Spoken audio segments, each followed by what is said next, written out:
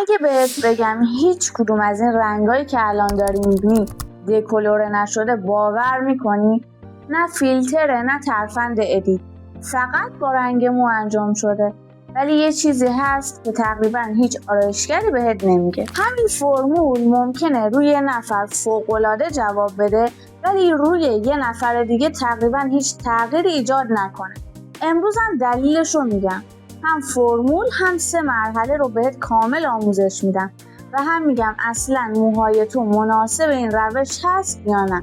پس تا آخر کنارم بمون. یه سوال، به نظرت این 3 تا عکس کدومشون با دکلور انجام شده؟ جوابش هیچ کدوم. ولی اینجا یه اشتباه بزرگ وجود داره. خیلیا فقط نتیجه رو نشونتون میدن اما نمیگن این فرمول برای چه موی جواب میده. همین باعث میشه یکی خوشحال بشه و یکی بگه اصلا این آموزش برای من جواب نداد. پس قبل از اینکه حتی 1 گرم رنگ ترکیب کنیم اول باید بدونیم موهامون اصلا مناسب این روش هست یا نه. جنس مو مهمترین چیزه. اگه موهات نازکه یا رنگ طبیعی موهات خرمایی یا نسبتاً روشنه، خبر خوب اینه که احتمالاً نتیجه خیلی خوب میشه. ولی اگه موهات کاملا مشکیه و ضخیمه و تا حالا هیچ کاری روش انجام ندادی، نباید انتظار داشته باشید با 1 بار رنگ کردن نتیجه عالی بشه. و این خیلی طبیعیه چون هدف این آموزش اصلا پلاتینه کردن مو نیست. هدف اینه که بدون دکلوره تا جایی که مو اجازه میده روشنش کنیم و کمترین آسیب ممکن رو ببینه. به همین خاطر آموزش رو توی 3 مرحله تقسیم کردم. هر مرحله از مرحله قبل روشن‌تر میشه و هر جا هم احساس کردین همون رنگ دلخواهتونه میتونید متوقف بشین و لازم نیست حتما تا مرحله 3 ادامه بدین. مرحله اول همون مرحله‌ایه که بیشتر افراد باش به یه قهوه‌ای روشن و طبیعی میرسن. اگر بعد از دیدن نتیجه احساس کردین همین رنگ رو دوست دارید، اصلا لازم نیست مراحل بعدی رو انجام بدید. فرمول این مرحله هم اینه: 7 دودی، 8 زیتونی و 9 دودی. هر 3 رنگ به اندازه مساوی. اکسیدان رو هم طبق دستور همون برند رنگی که استفاده میکنید ترکیب کنید، چون نسبت ترکیب بین برندهای مختلف ممکنه کمی فرق داشته باشه. من خودم همیشه طبق دستور همون برند کار میکنم. ولی حالا مهمترین نکته، هیچ وقت ریشه رو همون اول رنگ نزنید.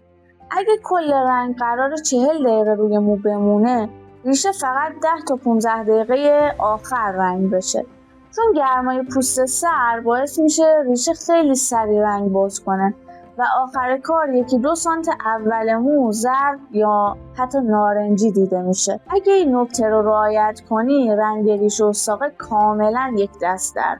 و اما اگه مرحله اول رو انجام دادی و گفتی نه من میخوام موهام یه مقدار روشن‌تر بشه، اون وقت میریم سراغ مرحله دوم. مرحله دومم بدون دکلوره انجام میشه، یعنی هنوز هیچ پودر دکلوره‌ای وارد کار نشده.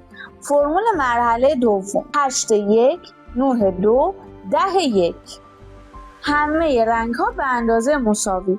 بازم اکسیدان رو طبق دستور همون برند رنگ ترکیب کنید. اینجا از ترکیب اکسیدان 6% و 9% به نسبت مساوی استفاده کنید و دوباره ریشه باید دیرتر رنگ بشه.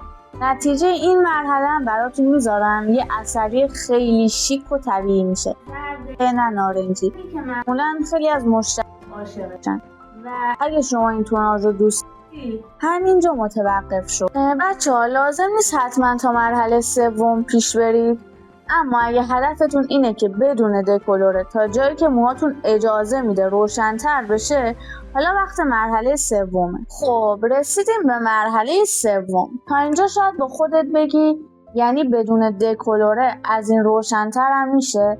بله میشه، ولی فقط اگه جنس موهات اجازه بده. اگه هدفت روشن‌ترین نتیجه ممکن بدون دکلوره است، این فرمول رو استفاده. 9-1 10-2 10 زیتونی 11 دودی.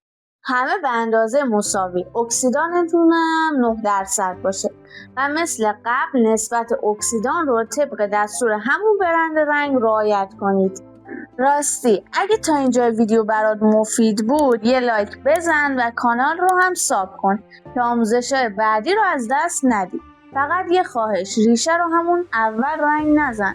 10 تا 15 دقیقه آخر براش کافیه. چون گرمای پوست سر باعث میشه ریشه سریع باز بشه و آخر کار زرد یا نارنجی دیده بشه. یادتون باشه این آموزش برای موهای نازک و با ضخامت متوسط جواب میده. اگه موهاتون ضخیم و مقاومه انتظار نداشته باشین با یک بار رنگ کردن به این نتیجه ها برسین. اونجا باید مرحله به مرحله جلو برید. حالا به هم بگو اگه موهای خودت بود تا کدوم مرحله پیش میرفتی؟ 1، 2 یا 3؟ تو کامنت ها به هم بگو.